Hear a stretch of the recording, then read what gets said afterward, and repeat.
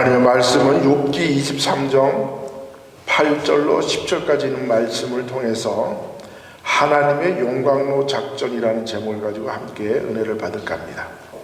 구약성경 욥기 23장 8절로 10절까지 있는 말씀을 봉독합니다. 함께 읽습니다. 그런데 내가 앞으로 가도 그가 아니 계시고 뒤로 가도 보이지 아니하며 그가 왼쪽에서 일하시나 내가 만날 수 없고 그가 오른쪽으로 돌이키시나 배울 수가 없구나. 그러나 내가 가는 길을 그가 아시나니 그가 나를 단련하신 후에는 내가 정금같이 되어 나오리라. 아멘. 따라합시다. 내가 정금같이 되어 나오리라. 아멘. 저는 우리 이승만 대통령께서 건국하시고 박정희 대통령께서 이게 부강한 나라를 만드셨는데 왜 70년이 지나면서 나라가 이렇게 혼탁해지고 나라가 뿌리째 흔들리고 있는 이러한 일들이 어떻게 해서 일어났을까?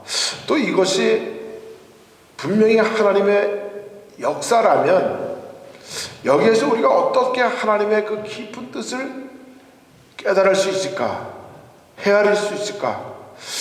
제가 무릎 꿇고 기도하면서 드디어 하나님의 그 뜻을 찾아냈습니다. 그래서 제가 어느 날 갑자기 찬양이 떠오르면서 나를 단련하신 후에는 내가 정금같이 되리라 하는 그 찬양이 생각나면서 그렇구나. 이승만 대통령을 통해서 기독 입국론을 통해서 세우신 이 대한민국을 70년이라는 기간 동안 정말 나라의 기틀을 세우고 5,000년의 수건이었던 보릿고개를 사라지게 하고 모든 백성들이 등 따시고 베푸른 적이 이 70년 정말 우리 역사상 가장 풍요롭고 가장 부유하고 가장 아마 세상으로부터 우러름을 받는 이런 때가 없었을 줄 믿습니다. 우리 여기 오신 분들 다 저보다 미국에 먼저 오신 분들 계시겠지만 사실 80년대 70년대 저희가 미국에 왔을 때 사람들은 사우스 코리아를 잘 몰랐어요. 미국 사람들은 대부분 사우스 코리아보다 어디를 많이 아느냐? 노스 코리아를 더 잘 알았어요. 왜? 노스 코리아 맨날 못된 짓 하니까 신문 방송에 맨날 오르잖아요. 그래서 사우스 코리아가 어디 있는지도 모르고 그렇게 큰 대접받지 못했잖아요. 근데 오늘날 우리가 세상에 누구를 만나도 너 어디 사람이냐? 사우스 코리아 하면 정말 지금 최고의 대우를 받는 그런 때가 아닙니까? 이런 때가 없었어요. 그런데 왜 하나님은 이렇게 70년 동안 우리에게 평강을 주셨다가 왜 갑자기 나라를 이렇게 흔드실까? 그런 의문이 계속 들었어요.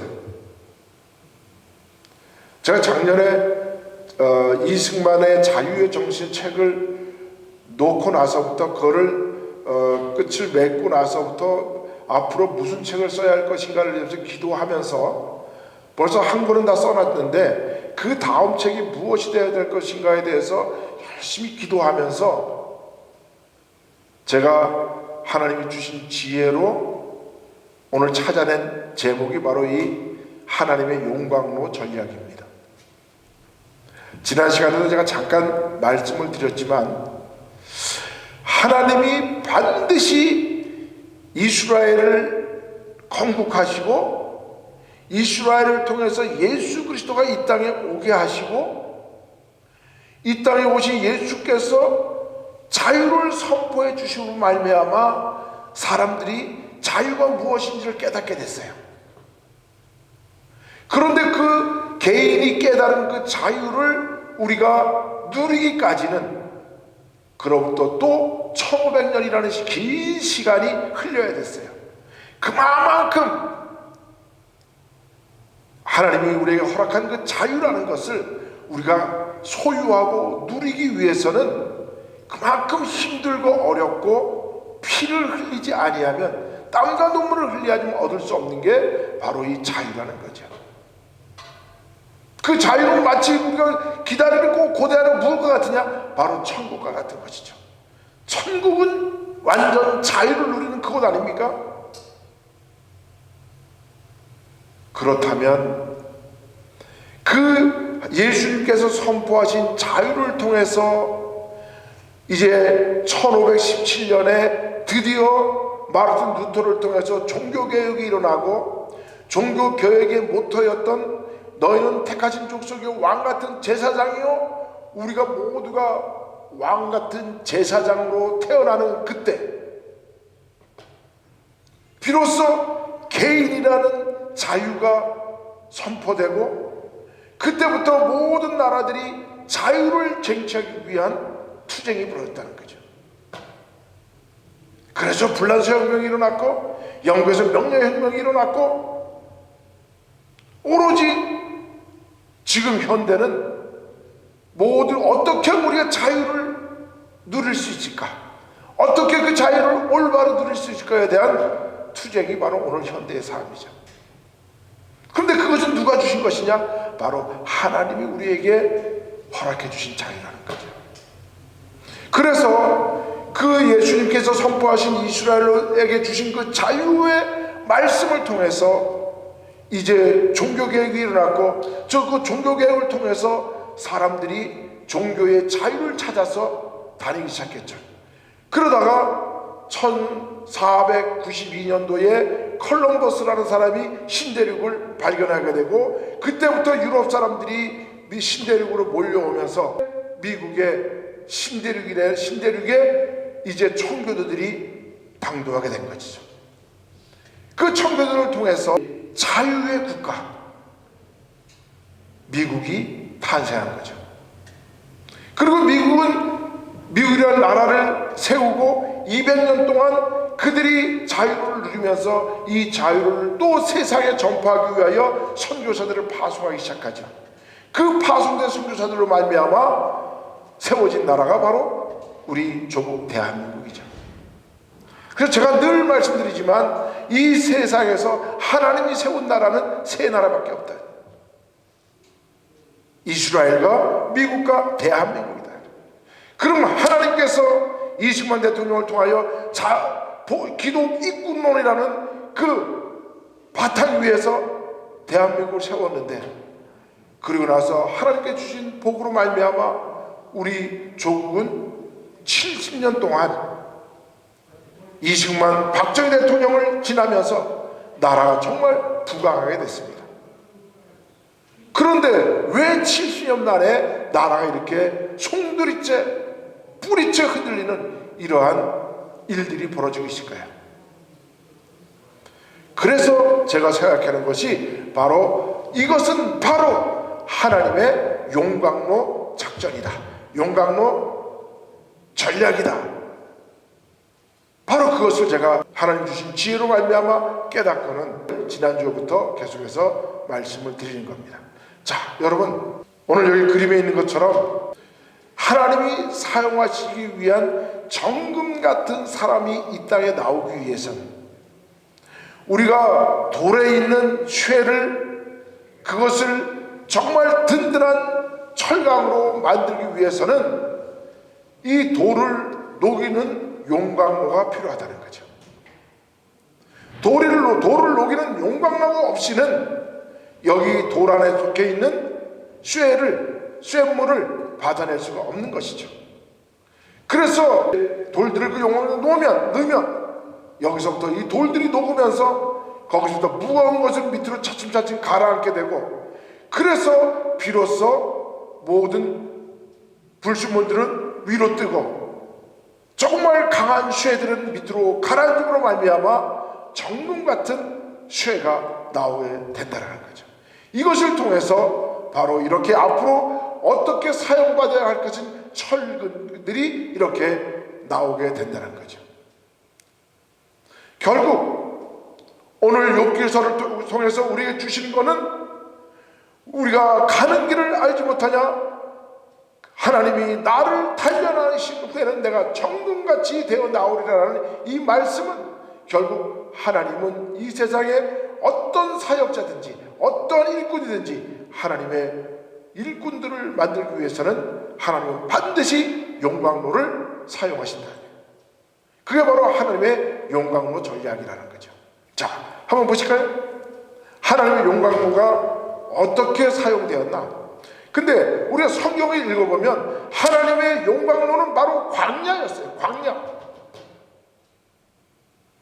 광야가 우리는 그것이 허벌판이고 바람만 횡을 불고 식물도 별로 없고 돌과 모래만 있는 그런 광야인 것 같지만 사실은 그런 험악하고 정말 죽음만이 어슬렁거리는 그런 땅인 것 같지만 사람들이 그 땅에만 들어가면 단련돼서 나오더라는 거예요. 여러분, 아브라함을 보세요. 그가 갈대아 우르를 떠나서 하란 땅에 들어가고 하란 땅에서 하나님을 만나서 그가 갈 바를 알지 못하지만 하나님의 지시하는 땅으로 가는 것이 바로 그가 가는 것이 이 광야의 길이었다는 거예요. 여러분, 이삭은 어떻습니까? 그 아브라함을 통해서 아브라함이 이 광야를 통하고 나서 그가 얻은 게 뭡니까? 바로 씨족 공동체, 혈연 공동체를 내가 너에게 허락하마, 너에게 주마 하는 하나님의 해답이었어요. 그리고 이삭은 어떻게 했습니까? 이삭은 그의 아버지를 따라서 가는 곳마다 그가 뭘 봤습니까? 하나님이 복을 주셔서 그가 우물을 팠습니다. 그래서 가나안 땅에 우물을 파는데 몇 개를 팠느냐? 그 평생 7개의 우물을 팠습니다. 이 우물은 그냥 우리가 물이 펄펄 나오는 그런 우물의 의미가 아니라 이 우물을 팠다라는 뜻은 바로 이삭이 그 땅의 주인이라는 것을 의미하고 있다는 겁니다. 이삭은 이 광야를 통해서 7개의 우물을 팜으로 앞으로 그의 후손들이 정착되어야 될 그 땅을 마련하게 되었다는 거예요. 야곱은 어떻습니까? 그의 형 에서와 원수가 되어서 그는 베델의 땅에 가서 홀로 잠을 자게 되고 그것으로부터 하나님을 만나서 20년 동안 그의 외삼촌 라반의 집에서 종살이를 합니다. 그런 광야, 야곱의 그 광야 생활을 통해서 그는 12명의 아들을 갖게 되고 그 12명의 아들이 이스라엘의 12지파 되고 그 12지파가 바로 이스라엘의 민족 공동체를 이루게 됐다는 거예요. 아브라함에게 하나님이 응답해 주셨던 혈연 공동체가 바로 야곱을 통해서 12지파 민족 공동체가 이루어졌다는 겁니다. 그리고 그의 후손들이 야곱이 그가 사는 이 가나안 땅에 가뭄이 들자 요셉이 국무총리에 있던 애국으로 갔죠. 그 갈 때 70명의 사람들이 들어갔습니다. 그리고 그 히브리 민족은 애국 땅에서 430년 동안을 살게 됐지만 나중에는 요셉을 알지 못하는 왕들이 나오면서 이스라엘 히브리 사람들이 점점점 숫자가 많아지니까 혹시 이들이 배반해서 다른 민족과 연합해서 이집트를 칠까봐 그들을 노예화시키기 시작했죠. 비로소 이스라엘은 이 히브리 민족 공동체는 노예로 전락하고 마는 이런 상황에 빠지게 됐다는 거죠. 그러나 하나님은 모세라는 지도자를 택하셔서 그들을 광야로 이끌고 가서 하나님의 약속했던 적과 꿀이 흐르는 그 가나안 땅으로 들어가게 해서 그것을 이스라엘이라는 국가를 만들려고 하는데 모세를 통해서 약 200만 명의 사람들이 나왔습니다. 그리고 약 한 1년 한 3, 4개월을 통해서 그들이 시내산을 지나고 시내산에서 하나님과 언약을 맺고 그들이 출발을 해서 바네아 땅에 갔지만 하나님이 그들을 실험합니다.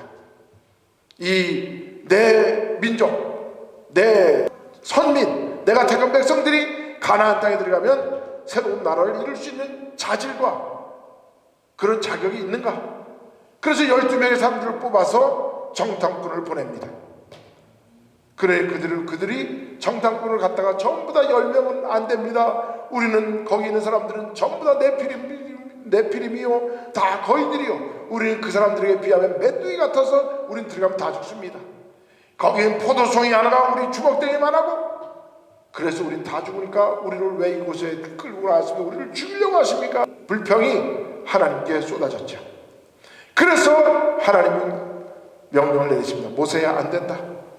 이 백성 끌고 들어가서는 가나안 땅을 새로운 땅, 새로운 나라를 만들 수가 없다. 그러면 어떻게 될 것이냐? 그래, 훈련을 받자. 그리고 노예의 근성에 찌든 사람들은 한 명도 들어갈 수 없어. 그래서 하루 40일 동안 정탐한 하루 숫자를 1년으로 계산해서 40년의 광야 생활을 하게 하는 거죠. 다시 용광로로 돌리는 거예요. 그래서 가나안 땅에 들어간 사람들은 세 부류의 사람만 들어갔습니다. 첫째, 시내산에서 하나님의 약속으로 주신 제사장 나라가 돼야 되기 때문에, 그래서 레위 지파 사람들은 다 들어가게 했어요. 왜? 그들이 바로 하나님을 믿는 제사의 제도나 제사를 이끌어야 할 종족이기 때문에 그 지파 사람들은 다 들어가게 했어요. 그래야 신앙적으로 물러서지 않으니까요. 그리고 두 번째, 누구를 데려버렸습니까? 20세 이하 된 사람들만 데려버렸어요. 그 20세 이하는 누구냐? 바로 1.5세와 2세대들이에요. 그리고 누가 들어갔습니까? 갈렙과 여호수아, 모세도 못 들어갔어요. 이 세 부류만 들어갔습니다. 그렇다면 이 세 부류는 어떤 사람들입니까? 그렇습니다.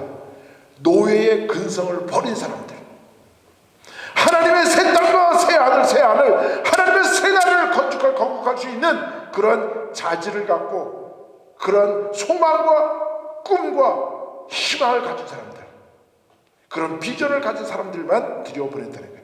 그래도 400년 동안 나라를 세웠어요.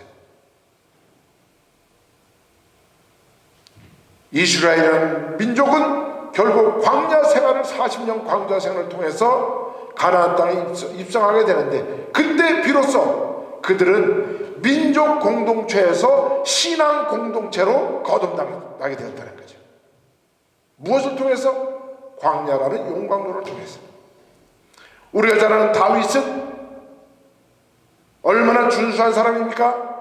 얼마나 겸손한 사람입니까? 그러나 하나님께서 그를 사용하기 위해서 그의 장인인 사울로부터 쫓김을 받고 13년 동안을 광야에서 그 추운 광야 생활을 하게 함으로 말미암아 그는, 다윗은 이스라엘을 가장 강력한 국가를 만들게 하셨다는 거죠. 하나님의 독생자인 예수님은 이 땅에 오셔서 사역하실 때 그냥 하셨습니까? 아니죠. 예수님도 광야에 나가서 40일 동안 금식을 하면서 훈련을 하신 후에야 비로소 아버지여 내 뜻대로 마옵시고 아버지의 뜻대로 합시는 그 온유의 입술이 터지게 되었다는 것입니다. 우리가 잘 아는 사도 바울 마찬가지죠. 사도 바울 갈라디아서 보면 사도 바울이 예수님을 만나고 이후에 예수님과 아라비아 사막에서 훈련을 받았다 그랬어요. 그렇습니다. 자, 제가 이렇게 광야의 용광로를 쭉 설명을 드렸습니다. 성경의 모든 하나님의 사역자들은 반드시 하나님께서 사용하시기 전에 용광로에 그 뜰끄는 쇠덩이처럼 돌멩이처럼 던져져서 그것으로부터 정금같이 나온 자들을 통해서 하나님이 역사하셨다는 거죠. 자, 그렇다면 이제 대한민국은 어떻습니까? 하나님이 보호하사 세우신 이 대한민국을 통해서 하나님은 왜 대한민국을 복음의 나라로 만들었을까요? 왜 선교사를 가장 많이 파송하는 미국 다음으로, 미국이 지금 약 3만 명의 선교사 나와 있다면 한국은 약 2만 여 명의 지금 선교사 나와 있습니다. 그래서 미국 다음으로 선교사를 많이 보내는 나라예요. 그러면 선교사를 많이 보내기 위해서는 어떻게 해야 됩니까? 나라가, 교회들마다 그 교회가 든든한 든든히 서가야 되는데, 대한민국이 세워지기 70년 만에 모든 국민들이 등 따시고 배부르니까 물질 문명에 빠져서 다 잠자버리는 나라가 된 거예요. 자, 그럼 우리 대한민국을 한번 일제시대부터 한번 보십시다. 대한민국은 일제 36년의 그 긴 터널을 지나면서 우리 모든 사람들의 생각은 그 전까지만 해도 우리는 완전히 중국이 종주국이요, 우리는 중국의 종의 나라였어요. 사람들의 생각은 어떻게 하든지 대륙의 그 중국에 잘 보여서 중국이 주는 조공을 먹고 어떻게 하든지 편안하게 살려고 그렇게 살았습니다. 그게 바로 대륙에서 이제는 사람들의 눈이 해양으로 이제 눈이 뜨어지기 시작했대요. 그래서 일제 36년을 통해서 대한민국의 사람들이 종중이었던 그 사고방식이 깨어지고 친미, 친유럽 이런 해양으로 뻗어나가는, 눈을 이제 해양으로 돌리는 해양의 시대로 바뀌었다는 거예요. 그리고 이승만 대통령을 건국을 통해서 드디어 공산주의로부터 완전 승리해서 자유민주주의 대한민국 국가를 건국하게 되었다는 거죠. 그리고 건국까지 3년 만에 6.25 전쟁이 터졌죠. 6.25 전쟁을 통해서는 무슨 현상이 일어났는가? 6.25 전쟁을 통해서 6.25가 1950년 6월 25일에 터졌다면 그로부터 약 한 달 전에 한국에서 이승만 대통령이 무슨 일을 벌였느냐? 바로 토지개혁을 일으켰습니다. 토지개혁을 일으켜서 지주들이 가지고 있던 모든 땅들을 유상으로 몰수해서 모든 그 몰수한 땅을 소작인들에게 유상으로 이자를 받아서 그것을 갚도록 해서 모든 땅을 나눠줬습니다. 자, 그랬더니 그 다음에 무슨 현상이 벌어졌습니까? 이제 우리가 조선 500년 동안 가지고 있던 유교를 통해서 발달했던 성리학이 주자학으로 발달했죠. 그래서 모든 사람들이 나라의 계급이 4개로 나눠졌어. 사농공상. 그래서 지금도 그 사농공상에 따라서 사자가 들어가는 의사, 변호사, 판사, 교사 뭐 이런 것만 하려고 그러잖아요. 그 산업공상에 그 계급이 다 무너져 버렸어요. 언제? 토지개혁 이후부터. 그리고 6.25를 통해서 남쪽에 북한에 있던 사람들이 남쪽으로 내려오고 남쪽에 있던 사람들이 전부 다 전국으로 흩어지면서 우리나라 팔도 강사는 완전히 멜팅팟이 돼버렸어요. 그래서 높은 놈도 없고 잘난 놈도 없고 모두가 평준하게 똑같이 됐어요. 이제 새 출발을 하는 데는 출발시키기 위해서 하나님 평준화시키는 거예요. 그걸 받고 우리는 멜팅팟이라고 했습니다. 더 이상 쌍놈 양반이 없어요. 산업공상이 다 무너져 버렸어요. 그리고 그 바탕 위에서 박정희 대통령이 산업화를 일으켜서 5,000년의 수건인 보릿고개를 없애버렸습니다. 그리고 나서 우리는 70년의 평화, 물질 만능주의에 빠져서 세상에 어떤 나라도 갖지 못했던 평안함이 대한민국에 있어요. 하다못해 제가 작년에 갔더니 어느 정도까지냐, 여러분, 건널목을 건너는데, 길거리를 건너는데, 길 건너는 사람이 이거 따르고 이제 1분, 2분 뭐 기다리는 동안에 뜨거울까봐 위에다가 그 양산을 쳐놨어요. 그늘 속에서 기다리라고. 상상해 보셨어요? 건널목마다 전부 다 거기에 파라솔을 전부 다 갖다 놨어요. 그리고 버스를 기다리려고 버스 그 기다리는 좌석에 앉으면 여름에는 시원한 에어컨이 나옵니다. 겨울에는 뜨뜻한 히터가 나옵니다. 화장실은 미국에서 아마 백악관 내에 있는 화장실도 한국에 있는 화장실만큼 그렇게 깨끗하지 않을 거예요. 전국을 다 돌아면서 그 고속도로 휴게소에 가보면 고속도로 휴게소마다 거기 화장실을 가는데 전부 다 비데가 다 설치되어 있어요. 얼마나 편하지 모릅니다. 미국에 사는 사람들, 아무리 잘 사는 사람들 냉장고 하나 아니면 2개 가지고 있죠. 한국 사람들은 냉장고 1-2개 가지고도 안 돼요. 보통 냉장고가 4개씩 있어요. 김치 냉장고 있죠, 일반 냉장고 있죠, 포도주 넣는 냉장고 있죠, 쌀 넣는 냉장고 있죠. 별게 다 있어요. 없는 게 없어요. 음식점에 가가지고 음식을 냄새 나오면 집에 와가지고 그 옷장에 걸어놓으면 그 냄새가 다 빠져나가고 거기서부터 향기로운 냄새가 아침에 다 그 입구로 나가요. 우리는 세탁소에 갖다 줘야 되잖아요. 이렇게 편리한 물질 만능주의적인 성격의 사상에 빠지다 보니까 사람들이 정신이 해이해졌습니다. 그래서 하나님께서는 이 정신의 해이를 하나님 무엇으로 몽둥이를 드셨느냐? 공산주의로 몽둥이를 드신 거예요.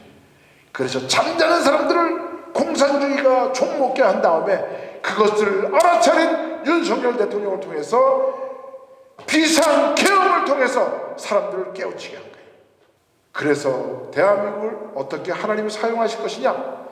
미국과 함께 세계 초인류 선진국가, 초인류 문화와 문명을 가진 선진국가로 만들고 그 나라를 통해서 온 세상에 하나님의 복음을 전파해야 되는데 한국이 지금 잠을 자고 있으니 하나님이 윤석열 대통령을 통해서 깨운 거예요. 여러분, 하나님이 사용하시는 자마다 광야라는 용광로를 통과시킨 것처럼 대한민국도 이런 용광로를 통해서 하나님이 또 사용하시게 됐다는 사실인 것입니다. 하나님의 역사는 그냥 하나님이 심심해서 이루시는 역사가 아닙니다.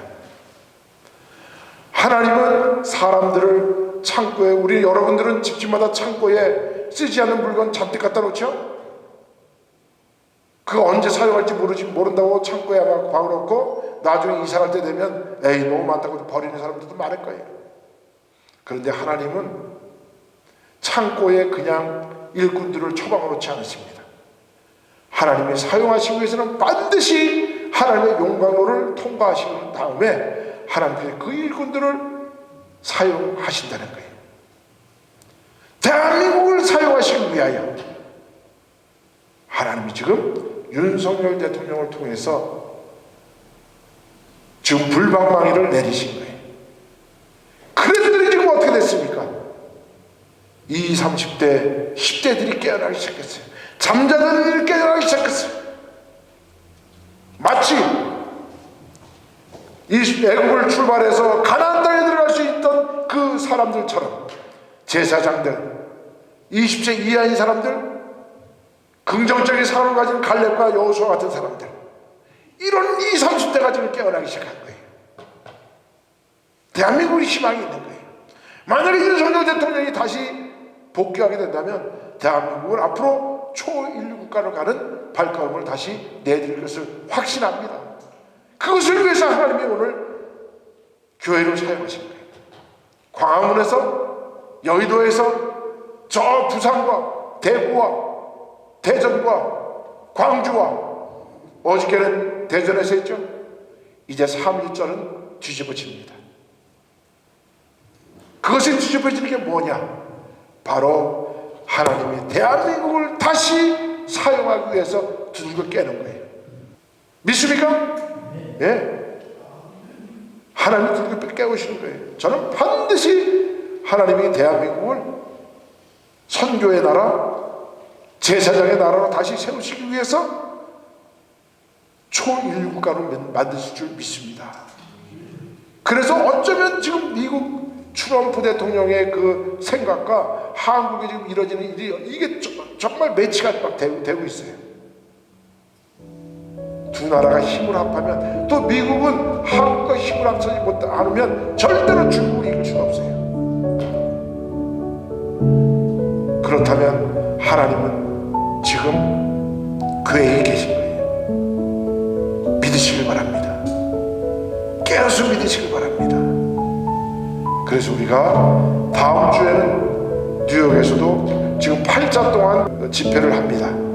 다음 주에는 마찬가지로 또 계속해서 탄핵 반대 집회를 합니다. 이 탄핵 반대 집회는 어떻게 보면 하나님의 욕망로 속으로 우리가 들어가는 거예요. 그래서 다시 우리의 정신이 개조되어서 하나님의 복음 선진 복음의 나라가 대리될 줄 믿습니다. 그렇게 다 사용받는 우리가 되시기를 예수님의 이름으로 축원드립니다. 기도합니다. 하나님 감사합니다.